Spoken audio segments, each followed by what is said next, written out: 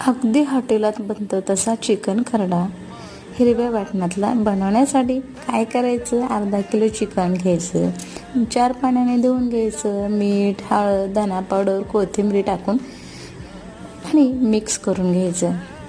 2 कांदे मी उभ्या स्लाइसमध्ये कापून घेतलं. मिक्सरच्या भांड्यामध्ये कोथिंबीर, जिरे, लसूण, अद्रक, मिरची वाटून घेतलं. कढईमध्ये 1 मोठा चमचा तेल, तेजपत्ता, कांदा टाकून घ्यायचं आणि परतून घ्यायचं.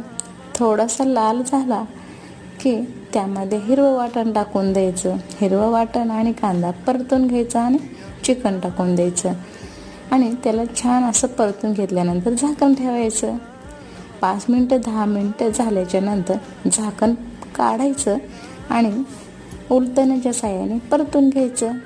पाणी अजिबात टाकायचं नाही आणि एकदा दोनदा परतणं